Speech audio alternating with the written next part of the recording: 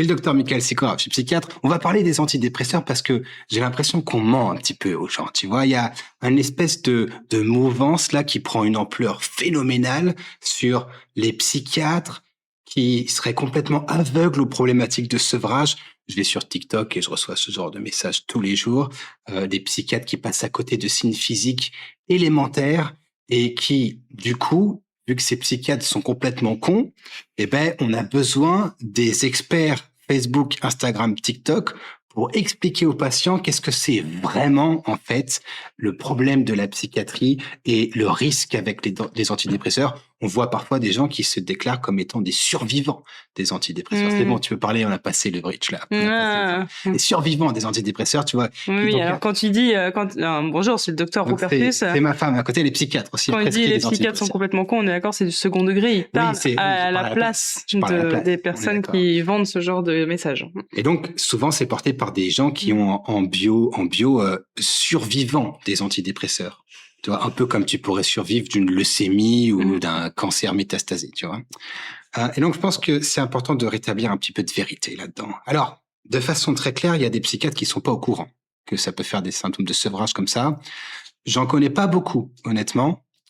Qui, si tu leur dis, écoute, je viens d'arrêter mon antidépresseur d'un coup et j'ai la tête qui tourne, des décharges électriques, des nausées, des tremblements, je suis angoissé, je dors pas bien. J'en connais pas beaucoup qui diraient, c'est une rechute dépressive, on va doubler la dose.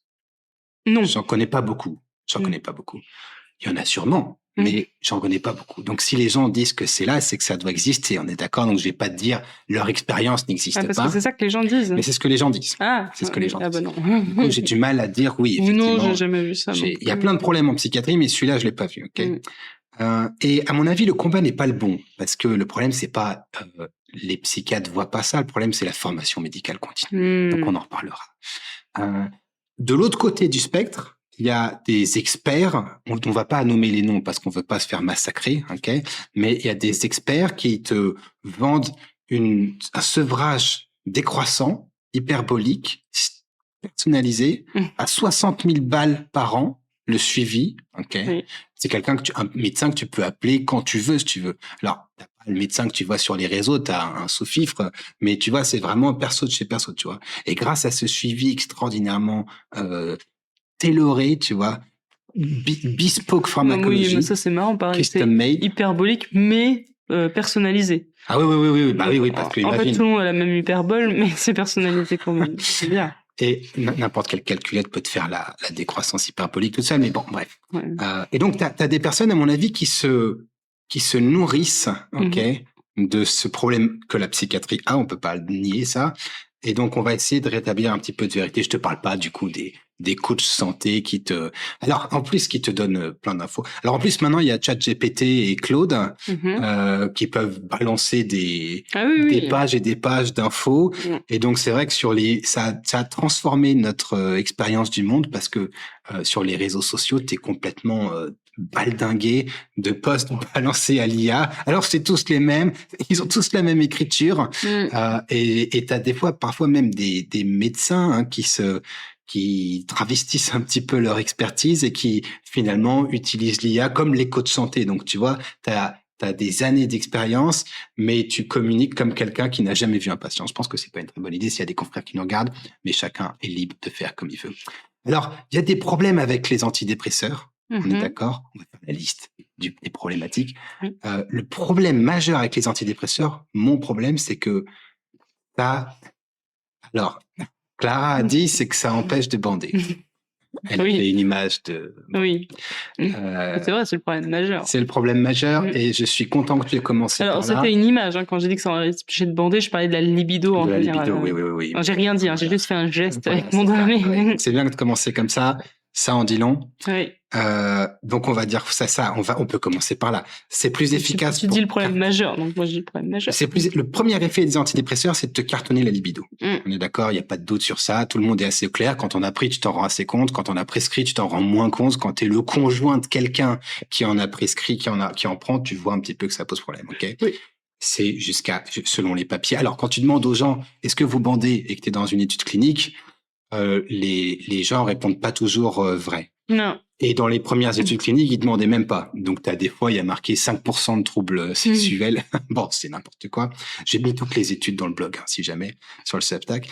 Et du coup, l'effet premier, c'est de te cartonner la libido. Okay. Ça a plus de sens de te faire cartonner la libido que d'être en rémission avec un antidépresseur. Okay. Donc, si les labos avaient été honnêtes et qu'on avait donné le nom avec le premier effet pharmacologique, on aurait dit les cartonneurs de libido avec comme effet parfois non prévisible une amélioration de l'humeur. Okay. Donc, le premier truc, c'est que ça a des problématiques de libido. Sur le court terme, en moyenne, c'est bien toléré, les antidépresseurs. Ce qui est un problème parce que quand c'est mal toléré, ne prennent ça que les gens qui sont très malades. Oui. Tu vois, quand tu as une chimiothérapie, tu m'arrêtes si tu as des trucs à noter, hein. Quand tu as une chimiothérapie et que tu vomis triple broyat, tu le prends quand même parce que tu es très malade, peut-être que sans ça, tu vas mourir. Oui. Okay. Si jamais tu as une petite dépression et que je te file, par exemple, un tricyclique ou de la kétiapine... Et par petite dépression, on entend dépression d'intensité légère. D'intensité légère, merci. Heureusement que tu es là. Oui, Comme ça, je me fais pas cartoucher après. Donc, si tu as une dépression d'intensité légère, c'est dur à sortir. D'intensité légère, ça faut pas déconner. Et qu'on te file un tricyclique, de la clomipramine ou de la métryptyline, de la kétiapine ou du Depakote, je sais pas quoi, et que tu as les effets secondaires, tu dis wow, on va se calmer un peu. Donc en fait, l'explosion de la prescription d'antidépresseurs a aussi été rendue possible grâce à la meilleure tolérance des inhibiteurs de la capture de la sérotonine par rapport au tricyclique. Donc ça, c'est un vrai problème, honnêtement, parce que vu que les gens tolèrent mieux, on peut en prescrire plus. Okay. Oui. Et là où avant, il y a des gens, le médecin, tu vois, serait dit, attends, j'ai pas lui mettre un tricyclique, ça n'a pas la tête, il va aller faire un peu de thérapie. Là, tu peux plus facilement prescrire des antidép. Et du coup, la prescription est en expansion, on est d'accord. Oui, et en même temps, vu l'accès à la thérapie, c'est pas si mal. Donc, il y a des problématiques de thérapie et il y a des psychiatres qui pourraient répondre, ouais, mais s'il y avait des thérapeutes compétents et disponibles et remboursés, on serait moins en train de prescrire des antidépresseurs. Et ces psychiatres répondraient de façon un petit peu agressive, comme ça, c'est dit ça. Donc, on va pas rentrer là-dedans. On pourrait se dire que oui, si j'avais la possibilité d'avoir ce genre de psychologue à la demande, ce serait pas mal. Sachant qu'ils ont remboursé que pour les séances de psycho avec le dispositif Mon Psy, c'est que pour les gens qui ne sont pas sous ALD. Oui. Donc, c'est réservé aux gens qui sont pas trop malades. Parce que les gens sous ALD ont supposément tout accès à la psychothérapie. Voilà, il n'y avait pas trop de... Bon. C'était pas un problème. Donc, voilà. On s'était dit que c'était bon. OK. Il y a des problématiques des antidépresseurs si tu as un terrain bipolaire. On est d'accord? Ça, c'est un vrai souci. Oui. Si tu as un terrain bipolaire, le risque que ça vrille sur l'humeur, je trouve, est supérieur au risque que ça marche. Okay, donc ça, c'est un vrai souci parce qu'il y a pas mal de bipos. Oui. On n'en parle pas. Ce sera peut-être la grande cause nationale en 2027, à savoir. Et du coup, là, bon courage aux bipos parce que c'est très mauvais signe. Oui. Okay. Et après, il y a les problématiques de sevrage. On est d'accord? Les problématiques de sevrage sont là. Si tu arrêtes d'un coup, tu peux avoir des signes de sevrage. Il n'y a aucun doute. On est d'accord? Il y a même des patients qui n'ont pas de bol. S'ils sautent une prise de temps en temps, ils ont des signes de sevrage. Okay. Plus la demi-vie est longue, moins il y a de signes de sevrage. Oui. La demi-vie, c'est le temps que tu mets à éliminer. Demi-vie d'élimination. Demi-vie d'élimination. S'il te plaît. Terminal. Oui. Merci. Certes. C'est le temps que tu mets à éliminer la moitié du médicament. Donc, par exemple, la fluoxétine, tu mets une semaine à éliminer la moitié du médicament. Du coup, tu peux ne pas le prendre pendant un jour. En moyenne, il se passe rien. Okay. Par contre, si jamais tu veux ne pas le prendre pour faire crac-crac avec le partenaire, tu peux pas parce que t'en as encore plein. Oui. Donc, si jamais tu la prends pas lundi, mais que tu l'as prise dimanche, lundi, tu as quand même 90% de ta fluoxétine. Donc, ça sert pas à grand-chose de faire de sauts de prise comme ça. Oui. Parce qu'il y a des fois des gens qui ont des problèmes de libido qui sautent un jour ou deux pour faire ce qu'ils ont à faire. Okay. Oui. En fait, ça, vous pouvez regarder directement. C'est quoi la demi-vie du médicament et est-ce que ça va être plus ou moins facile à arrêter? Alors, le problème, c'est qu'en fait, ça se vérifie pas trop dans les études. Malheureusement, c'est pas ceux qui ont les demi-vies les plus longues qui ont le moins de symptômes de sevrage. Okay. alors que les études sont mal faites, mais c'est ça qui sort. Oui, parce que en pratique, moi je trouve que quand même, c'est plutôt pas mal. Hein. Le pire, c'est la c'est pas le seul modulateur, mais la fluoxétine ayant la plus longue demi-vie, c'est quand même le plus facile à arrêter, quoi. Moi je trouve, mais encore une fois, dans les études, c'est pas si clair. Après, elles sont toutes pourries, leurs études, je trouve. La paroxétine et la venlafaxine sont les pires à arrêter. On est d'accord. Ça, c'est très clair pour tout le monde. Alors, en fait, la venlafaxine, tu peux ouvrir les gélules et enlever les petites billes. Alors, c'est pas les mêmes billes. C'est pas très protocolaire. C'est pas protocolaire, mais c'est pas les mêmes billes que tu sois sur 75 mg ou 37,5 mg. Les gélules, les petites billes à 37,5, elles sont, je crois qu'il y en a plus. Mais tu peux enlever ça et honnêtement, je trouve que si tu enlèves tes petites billes, vrai, ça se passe bien. Ça se passe plutôt bien. Depuis que je fais ça, moi, j'ai pas eu de drame. Alors du coup, ça enlève le LP. Ça enlève le LP, mais ce que tu veux, c'est Mais ce qu'on veut, c'est l'arrêter. Ce que tu veux, c'est l'arrêter. Non, ça enlève pas le LP, c'est les deuxième bille. C'est la petite bille qui fait le LP. Ah bon, en plus, vraiment, on s'en fout alors. C'est ça. Moi, je suis passé de je prescris jamais la venlafaxine parce que c'est dur à arrêter. Je prescris jamais la venlafaxine parce que de toute façon, ça marche pas, le sac. Ah oui. Moi, je trouve perso, ça marche pas. Après, on a chacun nos observations. Je suis pas d'accord, je trouve que ça marche bien, mais. Ok, sur 100 patients, sans prescription de venlafaxine, ça marche chez combien de patients? Oh là, à chaud. Vas-y, pour toi, chaud. Tu restes 5. Après, ça marche vachement bien. C'est déjà pas mal. J'aurais dit pareil, comme quoi. C'est bien. Ouais, mais c'est que tu l'utilises pas à haute dose. Non, j'ai testé, j'ai arrêté. Okay. Oui. Donc ça veut pas dire que ça marche chez personne. Hein. Si vous avez de la venlafaxine et que vous êtes en pleine forme, c'est parfait. Mais dans mon expérience pratique, honnêtement, ça marche pas, je trouve. En tout cas, pas suffisamment pour le prescrire par rapport à d'autres trucs. Ok.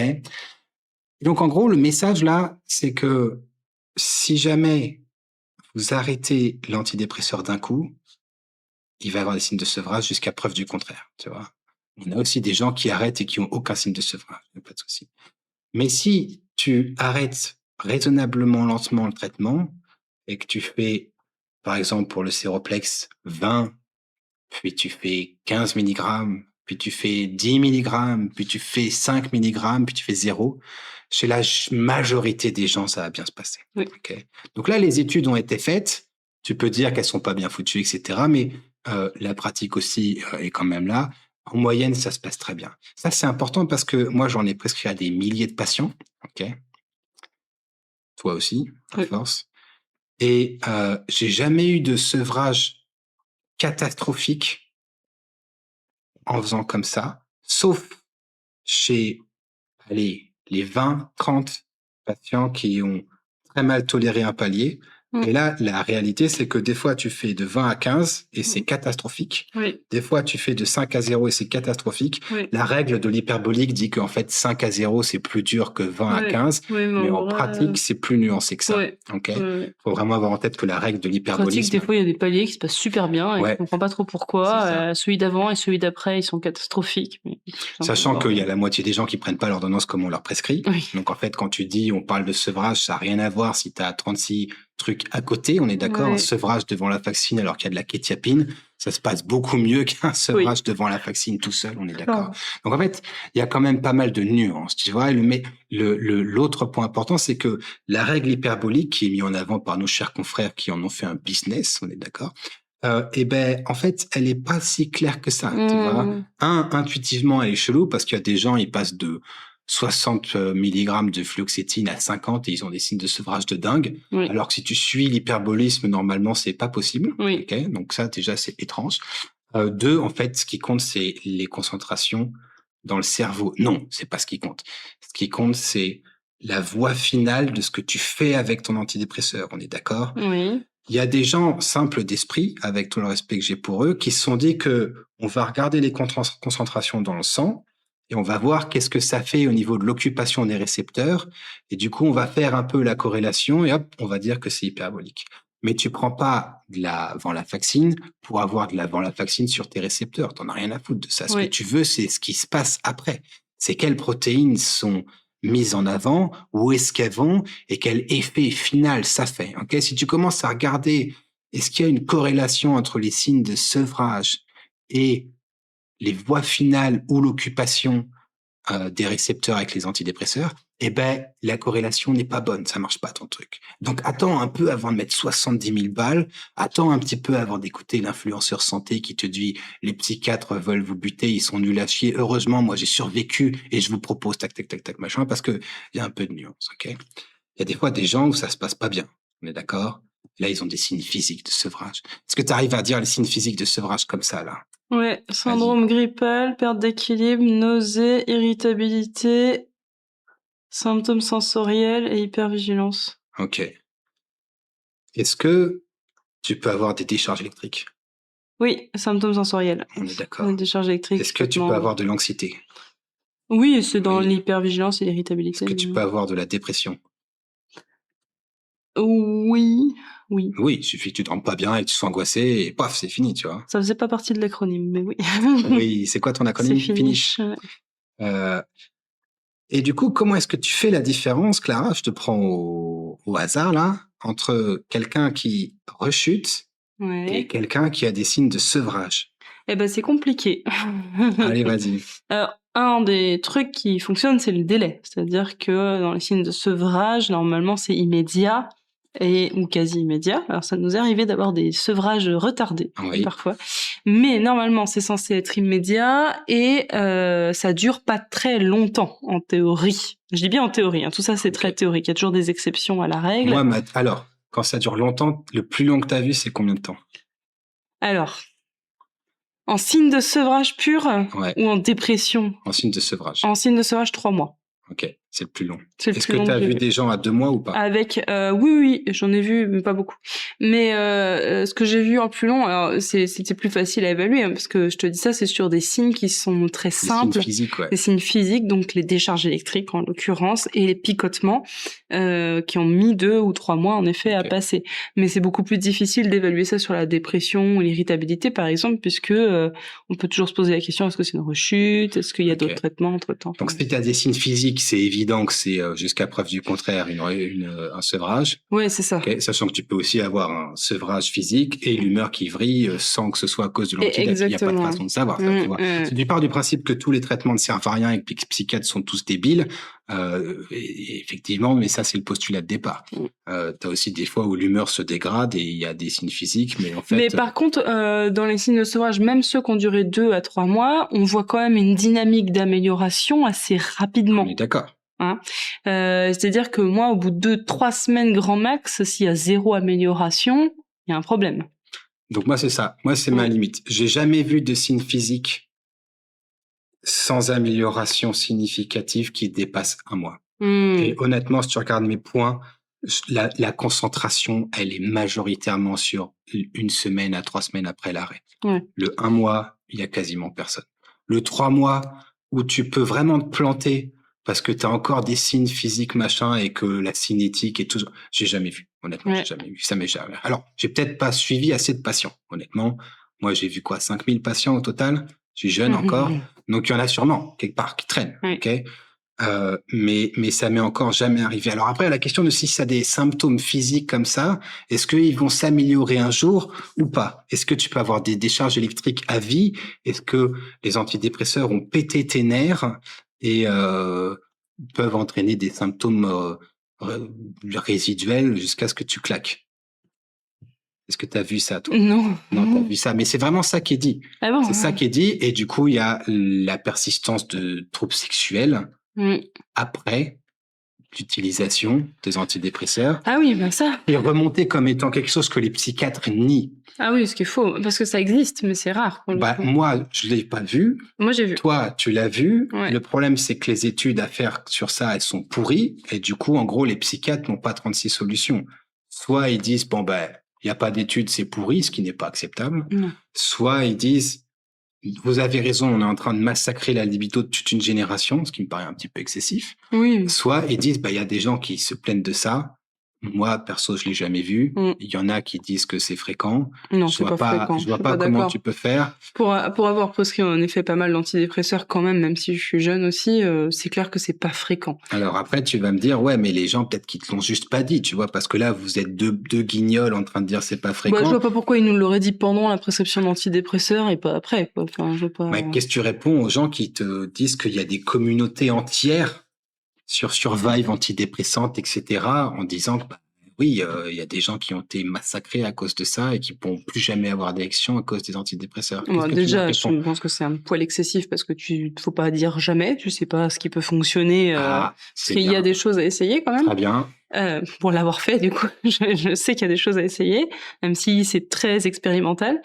Mais je réponds que certes c'est rare, mais de toute façon sur Internet, les communautés, enfin l'intérêt d'Internet, c'est de regrouper le petit nombre dans des sous-groupes, Tu vas me dire que dans des communautés qui peuvent là où partager des convictions. Bah oui, partager des convictions, mais même partager des expériences. Enfin là, moi je nie pas le truc, c'est juste que sur Internet tout a l'air plus gros puisque on peut regrouper à la fois des millions de personnes ensemble sur un groupe.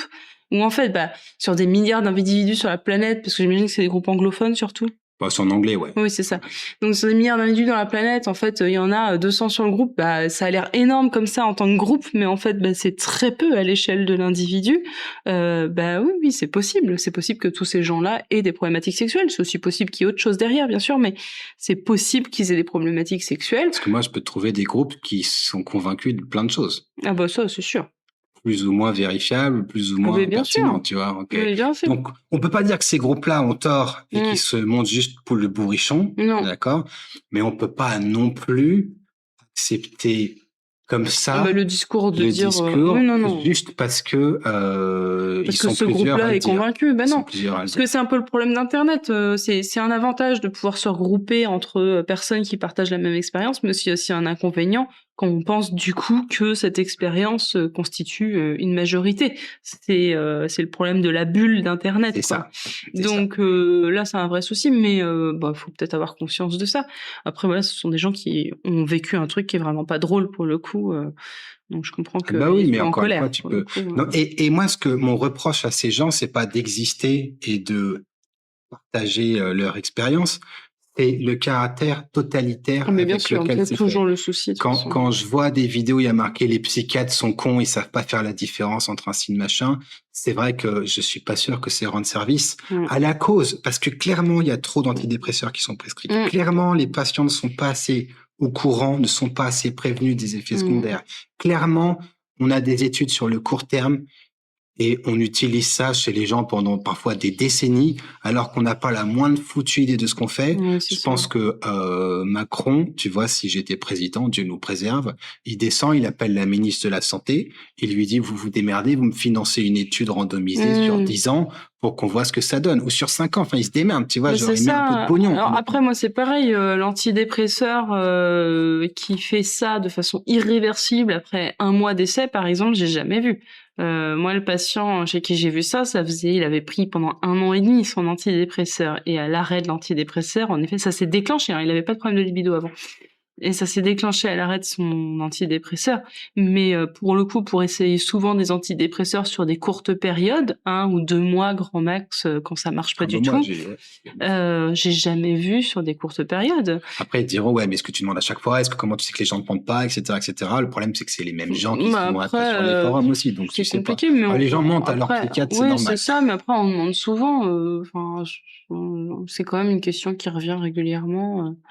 Moi, ça surtout, en fait, c'est devenu presque un réflexe. Quand je mets des antidépresseurs, je demande sur la libido. La libido, moi, je préviens. Je fais. C'est ça. Oui, je leur dis aussi. Donc. Il y en a quelques-uns. Tu préviens des effets secondaires. Il faut. Ok. Ouais. On fera ça plus tard. Oui, voilà, c'est ça. Il y en a, ça les convainc, on peut pas le prendre. C'est vrai. Sachant quand même, les gens de base, ils veulent pas nous les prendre. Oui. Et du coup, ma question, c'est et on finira peut-être sur ça. Mon propos, c'est ça, c'est que quand tu es sur Internet et que tu as une certaine influence, tu te dois d'être un peu exemplaire. Alors, pas nous, parce qu'on n'est pas connus, mais ce que tu dis a autant d'importance que la façon dont tu le dis. Donc, quand tu dis « j'ai eu des syndromes de sevrage, mon psychiatre l'a pas vu, du coup, tous les psychiatres sont nuls à chier et il faut qu'on crée un forum et abonnez-vous pour éviter d'être empoisonné », tu montres une problématique de raisonnement qui va te faire mal dans la vie parce que effectivement tu vas généraliser un petit peu, tu vois, puisque lui est comme ça, alors tout le monde est comme ça et du coup machin. Et ça, honnêtement, je pense que c'est pas rendre service à des gens, surtout si tu t'intéresses à des patients qui ont été exposés à des antidépresseurs, qui ont de fait des problématiques cognitives de ce style qui vont se mettre en place. Donc, c'est la généralisation. Et je pense que c'est pas vraiment rendre service. Il y a des effets secondaires avec les antidépresseurs. Il y a des abus de prescription. Et à mon avis, tu peux juste le dire tel que c'est sans en rajouter. Tu vois, t'as pas besoin de rajouter. Il faut pas arrêter d'un coup les antidépresseurs, mais en moyenne, ça se passe bien. Les études et l'expérience sont dans ce sens aussi. Tu pourras toujours me critiquer les études, mais montre-moi une étude que la décroissance hyperbolique marche mieux. Et ben, en fait, elle est toujours pas faite, tu vois. Et quand ça va être fait, ça va être problématique à mon avis parce que ça va être un petit flop. Mais bon, c'est pas grave. Donc voilà, je pense que c'est important que les gens soient un peu prévenus de ça. Est-ce que tu as des choses à rajouter? Non. Non. Pour ceux qui en veulent plus, on fait un article par jour sur le Substack. Et t'as pas détaillé les risques chez les bipolaires, mais ça peut faire l'objet d'un article. Oui, bon, les risques chez les bipos, on en parle tous les jours sur. C'est ça, ouais. Le risque, c'est de vriller complètement. Okay. Parce qu'il avait fait un petit plan. J'avais fait un petit plan. Ouais, j'essayais de mettre un plan pour que ce soit mieux parce que ChatGPT, il m'a dit le contenu ça va, mais alors, franchement, le début, tout le monde se casse au début parce que c'est chiant. Tu racontes ta vie, tout le monde s'en fout, mon gars. Commence direct. Oui. J'ai déjà entendu ça quelque part. Oui. Et, je vois pas de quoi et comme ça, tu seras célèbre. Alors du coup, machin. Ok. Eh ben, bon courage. Bon courage.